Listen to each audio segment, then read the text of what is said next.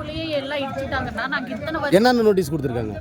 நாங்கள் இது அரசாங்க நிலம் அப்படின்னு சொல்லி நோட்டீஸ் கொடுத்துருக்காங்க. எவ்வளோ இடம் இருக்குங்க? இங்கே நிறைய இருக்குங்க சார். இதெல்லாம் கோயில் நிலம் தான். இதெல்லாம் 48 ஏக்கர் 50 ஏக்கருக்கு மேலே இருக்குது. எந்த கோயில் லேண்டு இது? அங்கே துர்காதேவி கோயில். சரி, அந்த கோயில் லேண்டு நாங்கள் 80 வருஷமா கட்டிட்டு இருக்கிறோம். கோயில் மணி வந்து 1.5 சென்டா என்னமா இருக்கு? 1.5 சென்டா 80 வருஷமா நாங்கள் இது கட்டிட்டு இருக்கோம் சார். 4 தலைமுறையா இது நாங்கள் கட்டிட்டு இருக்கிறோம். வருஷத்துக்கு இவ்வளோன்னு வரி கட்டிட்டு இருக்கிறோம்.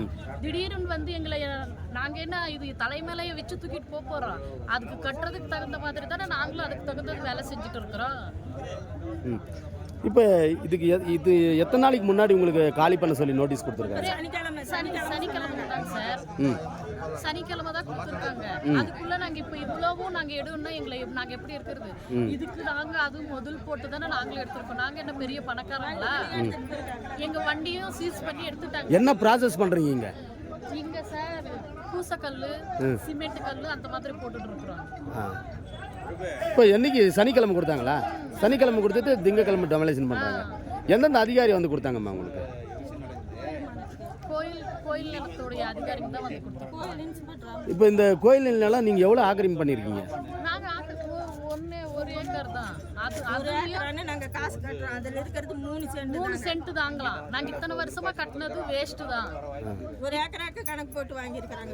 எவ்வளவு கட்டுறீங்க பில்லு வருஷத்துக்கு? 1000 ரூபாய். சரிம்மா, உங்க பேரு?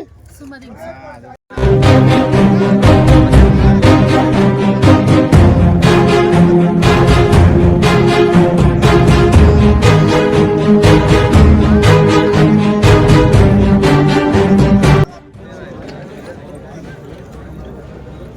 அது மாதிரி உத்தரவே கிடையாது. நீங்க வந்து பொய்யான ஒரு பேப்பரை காட்டிக்கிட்டு நீங்க வந்து நிக்கிறீங்க அப்படின்னு நான் அது வந்து இந்த சபை முன்னாடி நிரூபிக்கப்பட்டதா நினைச்சிக்க வேண்டியதுதான். கிட்ட நான் இந்த விஷயத்தை வந்து யார் என்ஃபோர்ஸ்மெண்ட்டுக்கு அதாவது கிளியர் பண்ணுறதுக்கு வந்தாங்களோ, வந்த அதிகாரிகள் யாரோ அவங்க வந்து முன் வரட்டும். இவ்வளோ மக்கள் கூடியிருக்கிறாங்க. அவங்கள அதாவது அத்துமீறி குடியிருக்கிறவங்க யாரும் கிடையாது. ஏன்னா வரி கட்டியிருக்கான் ஒவ்வொருத்தரும். அதே போல் இபி கனெக்ஷன் பெற்று தான் குடியிருக்கிறாங்க. அப்போ 2 விஷயங்களும் அரசாங்க தரப்புலேயே அவங்க வந்து அனுமதிச்சிட்டாங்கன்னு தான் அர்த்தம்.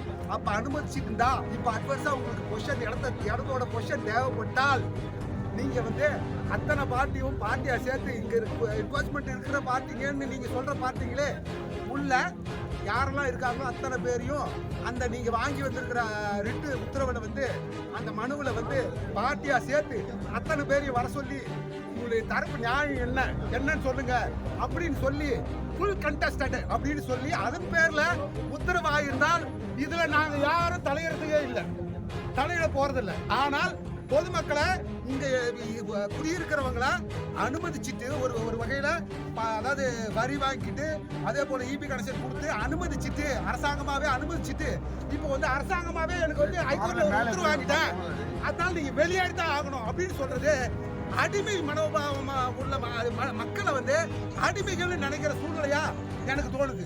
அதனால சட்டம்னு உலகத்துல அதாவது தமிழகத்துல சட்டம்னு ஒண்ணு நல்லா ஸ்ட்ராங்காவே இருக்கு. அந்த சட்டத்தின் அடிப்படையில சட்டத்தின் ஆட்சி நடைபெறுது அப்படின்ட்டு வந்து முதல்வர் எதுக்கு எடுத்தாலும் சட்டத்தின் ஆட்சி நடைபெற ஊரு, சட்டத்தின் ஆட்சி நடைபெற ஊரு அப்படின்னு எல்லா இடத்துலயும் சொல்லிட்டு இருக்கிறாரு. இங்க சட்டத்தின் ஆட்சி நிலைநாட்ட சொல்லுங்க. இதுல வந்து மக்களை வந்து பார்ட்டி தரப்பினரா சேர்த்த சொல்லுங்க. அந்த ரிட் பெட்டிஷன்ல தரப்பினரா சேர்த்த சொல்லுங்க. சேர்த்து அதுல உத்தரவு வாங்க. வேணா அதுக்கு மேல நீங்க வர என்ஃபோர்ஸ்மெண்ட் ரிமூவல் ஆஃப் என்ஃபோர்ஸ்மெண்ட் அதாவது அத்துமீறி இருக்கிறவங்களை வெளியேற்றன்னு சொல்லி அதுல வந்தீங்கன்னா நாங்க பொதுமக்கள் யாருமே எடுத்து தெரிவிக்கிறதுக்கான வாய்ப்பு இல்லை. ஆனா பொதுமக்களுக்கே தெரியாம நீங்க வந்து ரெவன்யூ ஆபீசர்ஸையும் HRNC அதிகாரிகளையோ இல்ல வந்து போலீஸ் அதிகாரிகளை எங்களுக்கு பாதுகாப்பு கொடுக்க சொல்லியோ அப்படின்ட்டு அவங்கள மட்டும் தரப்பினர்களா எதிர்த்தரப்பினர்களா சேர்த்து அதுல ஒரு உத்தரவு வாங்கிட்டு வந்துட்டு அதுல இத்தனை பேரை வந்து வெளியேற்றி அத்தனை பேரையும் கழுத்தறுத்து சாவடிக்கிற மாதிரி இந்த வேலையை செஞ்சீங்கன்னா இது சட்டத்தின் ஆட்சி நடக்கிற நாடா? இதை வந்து ஆளுகின்ற முதலமைச்சரோ இல்ல வந்து அதன் கீழே இருக்கிற ரெவன்யூ செக்ரட்டரி அதன் கீழே இருக்கிற HRNC துறை அதிகாரிகளோ மற்ற அதிகாரிகளோ உயர் அதிகாரிகள் உடனடியாக இதை கவனத்தில் எடுத்துட்டு உடனடியாக இதன் மேல வந்து நடவடிக்கை எடுக்க சொல்லுங்க. இந்த என்ஃபோர்ஸ்மெண்ட் அதாவது இந்த உத்தரவின் அடிப்படையில் இவங்க இடத்த வந்து ஆர்ஜிதம் செய்யக்கூடிய வேலைக்கு வந்திருக்கிறவங்களை வந்து உடனடியாக தடுத்து நிறுத்தணும். அட்லீஸ்ட் போன் போட்டு வாரல் இன்ஜெக்ஷன் கொடுத்து உடனடியாக நிறுத்தணும். இதை வந்து கலெக்டராவது அட்லீஸ்ட் செய்யணும் அப்படின்னு இந்த பொதுமக்கள் சார்பில் நான் வந்து ஒரு வேண்டுகோள் இருக்கிறேன். அது வரைக்கும் எந்த ஒரு இங்கே ஒரு கட்டட இடிப்பு வேலைகளோ இல்லை நில ஆர்ஜித வேலைகளோ எதுவும் செய்யக்கூடாது. அப்படி செஞ்சா அது சட்ட விரோதம், சட்டத்தின் ஆட்சிக்கு விரோதம், மக்களாட்சிக்கு விரோதம் அப்படின்றத நான் வந்து இங்க ஆணித்தரமா பதிய வைக்க விரும்புறேன். என் பேரு அன்பழகன், வழக்கறிஞர், சென்னை உயர்நீதிமன்றம்.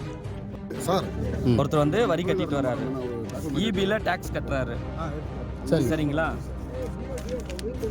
கூட சேர்ந்து ஓகேங்களா?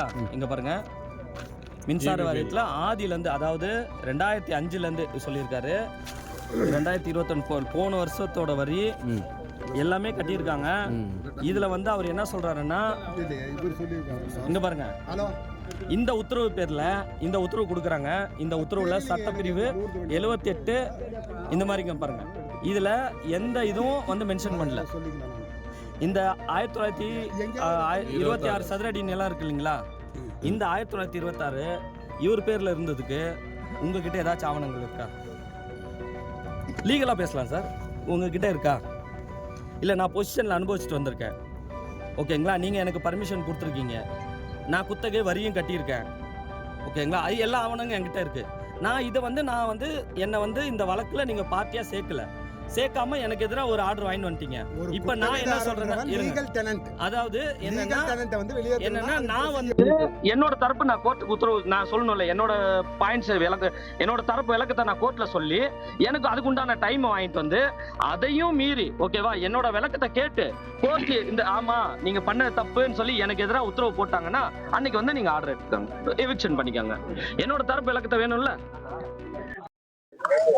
இங்க வந்து 40-50 வருஷமா வந்து இங்க வந்து இந்த பொதுமக்கள் வந்து நாராயணசாமி இவங்க அப்பா சந்துரு பேர்ல, ஓகேங்களா, இதே இடத்துல இந்த HRNC வந்து அவர்கிட்ட இந்த குத்தகைக்காக முறைப்படி குத்தகைக்கு பணம் கட்டி அதன் மூலமா வந்து இடத்த வந்து வாங்கி வருஷந்தோறும் தவறாம குத்தகை பணத்தை செலுத்தி வந்து அதன் பின்னிட்டு, ஓகேங்களா, அப்படி அனுபவத்தின் சுவாதீனத்தின் அடிப்படையில அவர் தொழிலும் வீடும் இங்க செஞ்சுட்டு வராரு. இப்போ அவர் காலம் சென்ற பிறகு அவருடைய பையன் வந்து சந்துரு பேர்ல இருந்து நாராயணசாமி அவருக்கு வந்து அந்த சந்துரு பேர்ல வந்து அனுபவிச்சுட்டு வர்றாங்க. இந்த நேரத்துல வந்து ராதாகிருஷ்ணன் என்பவர் வந்து ஹைகோர்ட்ல என்க்ரோச் பண்ணியிருக்காங்க சொல்லி டிபார்ட்மெண்ட் ஒன்லி கவர்மெண்ட் டிபார்ட்மெண்ட்டுக்கு எதிராக வந்து ஒரு உத்தரவு மட்டும் வாங்கிட்டு வராரு. அந்த நீதிமன்ற உத்தரவுல வந்து சென்னை உயர்நீதிமன்ற உத்தரவுல வந்து இவர்களை, அதாவது இங்க அனுபவத்துல குடியிருந்து குத்தகைதாரர்களை ஒரு ரெஸ்பாண்டன்டா, அதாவது எதிர் மனுதாரர்களா கூட இங்க சேர்க்காம, ஓகேங்களா, அவங்களுக்கு எதிராக அவங்கள மறைச்சு பல உண்மைகளை மறைச்சு இங்க இருக்கிற கள நிலவரத்தை மறைச்சு எங்களுக்கு முறைப்படி ஒரு அபிடேவிட் ஆவணம் எதுவுமே தகவல் தெரிவிக்காம எங்களுக்கு இந்த மாதிரி ஒரு கேஸ் போடுறனோ என்ன சொல்லாம எங்களை மீறி நாங்க இல்லாத போது எங்களோட அனுமதி இல்லாம இந்த நிலத்தை அளந்ததாகவும், ஓகேங்களா, அதன் பேர்ல வந்து என்கரேஜ் பண்ணதாகவும் அவரே ஒரு கற்பனையா வந்து ஒரு விஷயத்தை கிரியேட் பண்ணி நீதிமன்றத்தை அபிடேவிட் தாக்கல் பண்ணி ஒரு உத்தரவு வாங்கிட்டு வந்திருக்காரு. அந்த உத்தரவுல வந்து இங்க இருக்கிற 50 ஆண்டு காலமாக இருக்கிற பல 100, அதாவது 100 குடும்பங்களுக்கு மேற்பட்ட குடும்பங்களை எந்த வகையிலையும் ஒரு எதிர் மனுதாரரா இந்த வழக்கு சேர்க்கல. இந்த வழக்கு சேர்க்காதனால இவங்களை பொறுத்த வரைக்கும் இன்னைக்கு இவரோட இடத்த வந்து எவிக்ஷன் பண்றதுக்கு அந்த உத்தரவு வந்து இவங்களை கட்டுப்படுத்தாது. இவங்களோட தரப்ப விளக்கத்தை கேட்கணும். இவங்களோட தரப்ப விளக்கத்தை கேட்கறதுக்கு நாங்க 15 நாள் வந்து HRNC டிபார்ட்மெண்ட்ல எதிர்மனுதாரர் மற்ற கலெக்டர் கிட்டையும் HRNCலயும் வட்டாட்சியர் கிட்டையும் காவல்துறை கிட்டையும் நாங்க மனு கொடுத்தோம். அவங்க எங்களோட கோரிக்கையை ஏத்துக்கல, அது நிராகரிச்சுட்டு இப்போ நாங்க வந்து இந்த ஆக்கிரமிப்பு அகற்றுறது வந்து பணியை வந்து நாங்க தடுத்து நிறுத்தி வச்சிருக்கோம். எத்தனை நாளா நோட்டீஸ் கொடுத்திருக்காங்க சார்? இதெல்லாம் நோட்டீஸ் வந்து கடந்த 6, அதாவது சனிக்கிழமை 7ஆம் தேதி வந்து அவங்க எனக்கு காலையில 10 மணிக்கு எனக்கு கொடுக்குறாங்க. சனிக்கிழமை கோர்ட் லீவு, ஞாயிற்றுக்கிழமை கோர்ட் லீவு. இன்னைக்கு காலையில 9 மணிக்கு நாங்க இன்னைக்கு கோர்ட்ல வந்து மூவ் பண்றதுக்காக ஃபைல் தாக்கல் பண்றதுக்கு மனுக்கள் எல்லாம் ஆவணங்கள் எல்லாம் தயார்படுத்திட்டு இருக்கோம். எங்களுக்கு ஒரு 15 நாள் அவங்க டைம் கொடுத்துருந்தாங்கன்னா எங்களுக்கு முறையா இந்த மாதிரி கோர்ட்ல இருந்து உத்தரவு வந்திருக்கு, நாங்க இதை வந்து எவிக்ஷன் பண்ண போறோம், எங்களுக்கு ஒரு சோகாஸ் நோட்டீஸ் கொடுத்துருந்தாங்கன்னா எங்களுக்கு பரவாயில்ல. 7ஆம் தேதி கொடுத்துட்டு நீங்க 9ஆம் தேதி காலையில வந்துட்டு இது பண்ணீங்கன்னா நான் கோர்ட்டுக்கு எப்படி போய் என்னோட உரிமையை நான் எப்படி கேட்க முடியும்? அப்போ நீங்க தான் ஒரு குத்தகைக்கு பரிந்துரை பண்றீங்க, நீங்க தான் குத்தகை வசூல் பண்றீங்க. நான் குத்தகை கொடுக்கலன்னு சொல்லி எங்காச்சும் நீங்க மென்ஷன் பண்ணிருக்கீங்களா? இல்ல நான் குத்தகை கொடுத்துருக்கேன்னு சொல்லி உங்க அபிடேவிட்ல வந்து மிஸ்டர் ராதாகிருஷ்ணன் வந்து அவர் வந்து அபிடேவிட்ல தாக்கல் பண்ணிருக்காரா? இல்ல இதுக்கு வந்து HRNC வந்து என்ன டிபார்ட்மெண்ட் அவங்க வந்து அவங்க தரப்பு என்ன ரெஸ்பாண்டன்ட் கொடுத்திருக்காங்க? எந்த ஒரு தகவலும் கொடுக்கல. வெறும் ஒரு உத்தரவு, அதாவது நீதிமன்ற ஐயா வந்து உத்தரவு போட்டிருக்காரு, நீதியரசர் வந்து உத்தரவு போட்டிருக்காரு, அது வந்து எவிக்ஷன் பண்ணணும்னு சொல்லி உத்தரவு போடுறாங்க.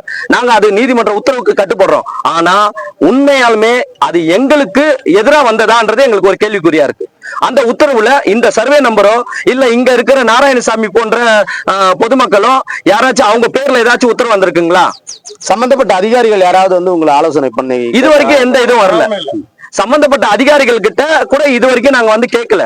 அவங்களும் வந்து எங்களை அப்ரோச் பண்ணல. நாங்களும் வந்து எங்களுக்கு தெரியவே தெரியாது. இன்னைக்கு காலையில வரைக்கும் இந்த ஒரு விஷயம் நடக்குது, எவிக்ஷன் பண்ண நாங்க நேத்து நோட்டீஸ் கொடுத்ததுக்கு நாங்க தக்க விளக்கம் கொடுக்க தயாரா இருந்தோம். ஒரு நோட்டீஸ்ல அவங்க போடுறாங்க, ஒரு நோட்டீஸ்ல நீதிமன்ற உத்தரவுன்னு சொல்லி போடுறாங்க. யார்கிட்ட நோட்டீஸ் கொடுத்தாங்க? இது அதாவது கன்சர்ன் பார்ட்டி கிட்ட நோட்டீஸ் கொடுக்குறாங்க. இதுல பாருங்க நோட்டீஸ் கொடுத்திருக்கிறது இங்க பாருங்க. அதுல என்ன சொல்லிருக்காங்கன்னா திருக்கோயில் வசம் ஒப்படைக்குமாறு கேட்டுக்கொள்ளப்படுகிறது. ஓகேங்களா? அதுல எந்த உத்தரவுனே கொடுக்கல. ஒரு நோட்டீஸ்ல அந்த ரிட்டோட உத்தரவு நம்பர் கொடுக்குறாங்க. ஒருத்தருக்கு வந்து இந்த மாதிரி எதுவுமே கொடுக்காம வெறும் எம்டியா பொதுவா ஒரு நோட்டீஸ் கொடுக்குறாங்க. இதுல வந்து இதுல யாருது, இதுல என்ன சர்வே நம்பர் இருக்கு? இந்த சர்வே நம்பர்ல 1926 இவரு சந்துரு என்ற நாராயணசாமி தான் அனுபவிச்சுட்டு வராருன்றதுக்கு ஏதாச்சும் உத்தரவு இருக்கா?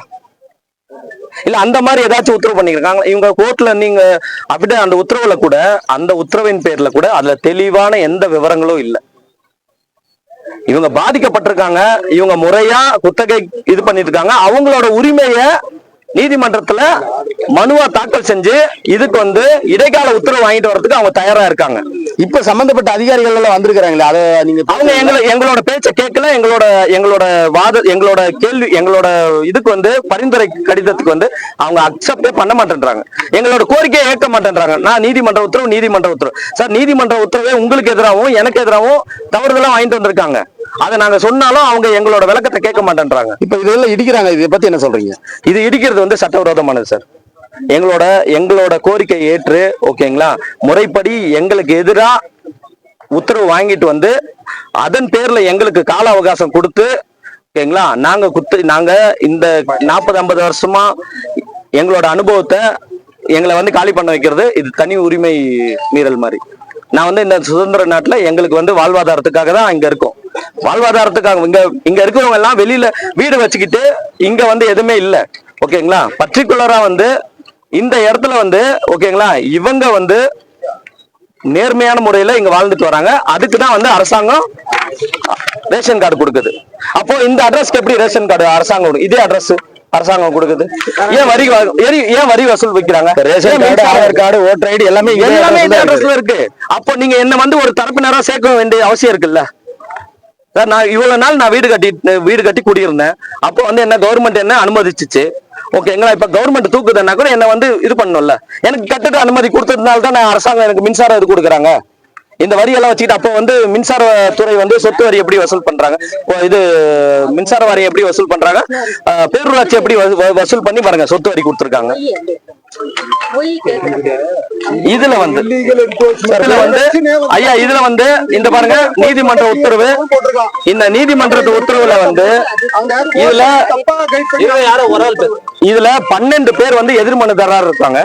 அதுல எதிர்மனுதாரர் வந்து யாருன்னா secretary of government, commissioner, HRNC director, the district executive magistrate, superintendent of police Krishnagiri, assistant director town panchayat, assistant director village panchayat, joint commissioner Krishnagiri, Dharmapuri joint commissioner, inspector of Denkanikottai, அப்புறம் வந்து ஃபிட் பர்சன் அட்மினிஸ்ட்ரேட்டிவ் அரங்காலூர் இந்த கோயில் இது இது ட்ரஸ்டி கொடுத்திருக்காங்க. இதுல எங்கேயுமே இங்க இருக்கிற மக்கள் மேல எதிர்த்தரப்பினரா சேர்க்கல. இதுதான் நாங்க வன்மையா கண்டிக்கிறோம். இந்த இடத்துல வந்து இது வந்து போலியானது இருக்கு. இதே மாதிரி இது அது போலியான ஆவணங்கள் சொல்றீங்களா? இல்ல, போலியான ஆவணங்கள் இல்ல, கோட்டை ஏமாத்தி உண்மை தன்மையை மறைச்சு வாங்கியிருக்காங்க சார். இவர் இருக்காரு, இவர் மேல இவர் குடியிருந்து வராங்க, ரேஷன் கார்டு கொடுத்துருக்காங்க. அப்ப இவரை தானே நீங்க வந்து ஒரு பார்ட்டியா தரப்பினரை சேர்க்கணும்ல, இவரோட தரப்பு விளக்கத்தையும் கேட்கணும்ல கோர்ட்ல கேட்டு, இல்ல இவருக்கு நோட்டீஸ் அனுப்பணும்ல. அப்ப மனுதாரர் வந்து இவருக்கும் ஒரு இதுல அனுப்பியிருக்காரு. அவருக்கு தெரியுது, அதாவது ஒரு 10 நாளுக்கு முன்னாடியோ இல்ல 6 மாசத்துக்கு முன்னாடியோ வந்து அவர் இங்க சர்வே பண்ணிட்டு போயிருக்காருன்னு சொல்லியிருக்காரு இல்லைங்களா. அவர் சொல்ற ஆளு அப்படி இருக்கும் போது என்கரேஜ் பண்ணிருக்காங்க சொல்லி HRNCக்கு வந்து நோட்டீஸ், ப்ரீவியஸ் நோட்டீஸ் கொடுத்துருப்பாங்கல்ல, அந்த நோட்டீஸ் அடிப்படையில இவருக்கும் கொடுத்துருக்கணும்ல. அப்ப இவர் தெரிஞ்சுக்கிட்டே அந்த விஷயத்த கோர்ட்ல மறைச்சு தானே வாங்குறாரு. இப்ப இவங்களுக்கு தெரியாம வந்து சர்வே பண்ணிருக்காங்களா? யாருக்குமே தெரியல.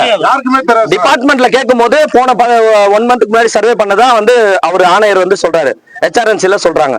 அப்போ அந்த சர்வே பண்ற ஆள் கூட இவங்க யாருன்னு தெரிஞ்சிருக்கும்ல, சம்பந்தப்பட்டவங்களை கூட்டு சர்வே பண்ணிருக்கணும் இல்லைங்களா. இப்போ இந்த உத்தரவுல நீங்க பாருங்க, இந்த உத்தரவுல ஏதாச்சும் சர்வே நம்பர் ஏதா இருக்கா சார்? நாங்க அபிடேவிட் கேட்கிறோம் சார், அந்த அபிடேவிட் கொடுக்க மாட்டேன்றாங்க, எங்களுக்கு தெரியலன்றாங்க. சோ டிபார்ட்மெண்ட்டுக்கே அந்த அபிடேவிட், அதுல அந்த அபிடேவிட்ல என்ன சர்வே நம்பருக்கு, யார் யார் மேல இருக்கு, அதுல எவ்வளவு நீள அகலம், எவ்வளவு ஏக்கர் இருக்கு, எவ்வளவு பரப்பளவு கட்டி இருக்காங்க, என்ன சிமெண்ட் வீடா, சீட்டு வீடா, ஆலோ பிளாக் வீடா, மோல்டு வீடா, ஓகேங்களா, ஓட்டு வீடா, இந்த தகவல் எதுவுமே தெரியாம மொத்தமா ஒரு காமன் ஆர்டர் வாங்கிட்டு வந்துட்டா அதை எப்படி இவங்களை கட்டுப்படுத்தும்? சரிங்க சார். இது வந்து சட்டவிரோதமா, அதாவது நீதிமன்றத்தை ஏமாத்தி, ஓகேங்களா, ஒரு ஆர்டர் வாங்கிட்டு வர்றாரு. எங்களுக்கு இதனோட இந்த வழக்குல அவரு வாங்கிட்டு வந்த ஆர்டர்ல நாங்க போய் மேல்முறையீடு செஞ்சு, ஓகேங்களா, எங்களோட இதை வந்து இது பண்றதுக்காக எங்களுக்கு வாய்ப்பு இருக்குங்க. அதனால எக்ஸிகியூட்டிவ் மேஜிஸ்ட்ரேட் ஐயா வந்து இந்த கள நிலவரம் வேறையா இருக்குது, அதே போல அங்க கோர்ட்ல சொல்லப்பட்ட விஷயங்கள் வேறையா இருக்குது. இல்லீகல் என்கோச்மெண்ட் அந்த விஷயத்துல சொல்லி அதுல வந்து உத்தரவு வாங்கி இருக்கிறாங்க. ஆனா கள நிலவரம் என்னன்னா, குத்தகையாளர்களா இங்க இருந்திருக்கிறாங்க, இந்த இடத்துல இருக்கிறவங்க எல்லாம். அப்ப வந்து உண்மை நிலவரத்தை அங்க கோர்ட்டுக்கு தெரிவிக்காத இங்க உத்தரவு வாங்கிட்டு வந்ததுனால இதை எக்ஸிக்யூட் செய்ய முடியல, இந்த உத்தரவை நடைமுறை செய்ய முடியல அப்படின்னு சொல்லி இருக்கிற நிலையே தொடரலாம் அப்படின்னு சொல்லி எக்ஸிக்யூட்டிவ் மேஜிஸ்ட்ரேட் உத்தரவு போட முடியும். அதை செஞ்சு எக்ஸிகியூட்டிவ் மேஜிஸ்ட்ரேட் இந்த பகுதியில வந்து சட்ட ஒழுங்கு பிரச்சனை ஏற்படாத அளவுக்கு ஸ்டேட்டஸ் கோ உத்தரவு போட்டு போகணும்னு நாங்க அவர் எங்க இந்த பொதுமக்கள் சார்பா, இந்த ஏழை மக்கள் சார்பா நான் வந்து ஒரு கோரிக்கை வைக்கிறேங்க. அது அவருடைய கன்சர்ன் தான், அவரால முடியும். எக்ஸிகியூட்டிவ் மேஜிஸ்ட்ரேட் ஸ்டேட்டஸ் கோ இருக்கிற நிலையை தொடரலாம். இந்த உத்தரவு வந்து பொய்யான தகவல்களை உயர்நீதிமன்றம் சென்னையில சொல்லி வாங்கப்பட்ட உத்தரவுன்றதுனால இது எக்ஸிக்யூட் பண்ண முடியாது. அதனால இருக்கிற நிலையை தொடரலாம். ப்ராப்பரா வேணும்னா இருக்கிறவங்க எல்லாம் பார்ட்டியா சேர்த்து உத்தரவு கண்டஸ்டட் உத்தரவா வாங்கிட்டு வந்தாங்கன்னா அந்த உத்தரவு மேல வேணும்னா ஐயா எக்ஸிக்யூட்டிவ் மேஜிஸ்ட்ரேட்டோ இல்ல கலெக்டரோ எந்த அதிகாரிகள் வந்து இல்ல ஒரே ஒரு சின்ன போலீஸ் கூட வராம கூட இந்த இடத்த பொசிஷன் எடுத்தாலும் அன்னைக்கு வந்து இந்த மக்கள் ஒத்துழைப்பாங்க. ஆனா அது வரைக்கும் எந்த ஒரு விஷயமும் செய்யக்கூடாது, ஸ்டேட்டஸ் கோ கொடுக்கணும் அப்படின்றது இந்த மக்களுடைய எதிர்பார்ப்பு. அதை வந்து எக்ஸிகியூட்டிவ் மேஜிஸ்ட்ரேட்டோ இல்ல வந்து கலெக்டர் அவர்களோ இல்ல வந்து ரெவன்யூ செக்ரட்டரி, HRNC செக்ரட்டரி, முதல்வர் அவர்களோ இதை நேரடியா கவனத்துல எடுத்துக்கிட்டு இந்த மக்களுக்கு, ஏழை மக்களுக்கு வந்து ஆனதை இயன்றதை செய்யணும் அப்படின்னு வந்து நான் ஒரு கோரிக்கையா வைக்கிறேங்க.